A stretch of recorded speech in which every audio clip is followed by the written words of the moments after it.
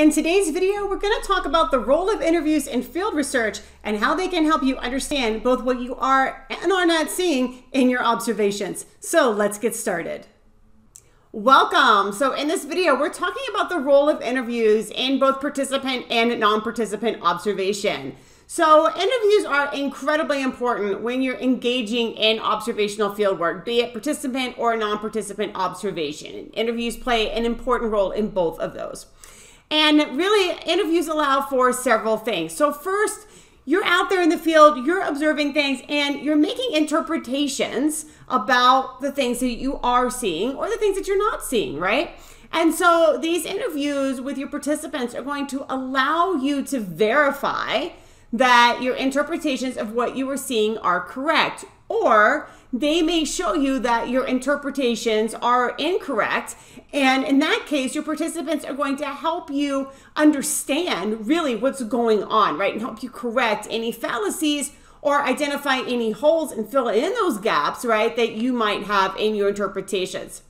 They're also going to help you understand why someone is or isn't doing something, right? So you're going to see a lot of patterns when you've been out in the field for a while conducting these observations. You're going to see people doing things a lot, right? And you're going to see people that might not be doing things. So, for example, if you're seeing a lot of group activities, you might see somebody who really in a group activity setting is very quiet or withdrawn or doesn't really participate. You might see somebody else who is constantly talking, who might be dominating, right?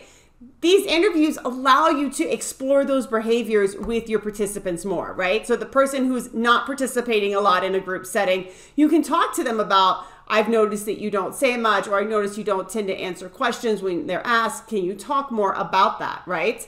And the people that maybe dominate, you can ask them, right? You can tell them that you've noticed that they talk a lot, that they seem right to really ask a lot of questions of other people, and you can ask them to explain how they perceive their role and how they understand their behaviors, right? Because these interviews with your participants get at helping you understand the behaviors that they're engaging in from the participants' perspective. So ultimately, the interviews that you conduct are going to allow your participants the opportunity to share with you things that you may not even be aware of and really dive deeper on things that you might have just scratched the surface of.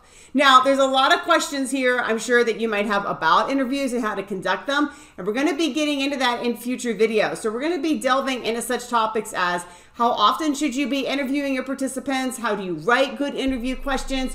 What are the qualities that make up a good interview? And how do you help participants get comfortable with the interview process? So in the meantime, head on down to the comments and talk to me. What are the struggles that you have with interviewing participants or concerns? What are some of the successes that you've had? Let's talk a little bit about it so that we can make your interviews even better.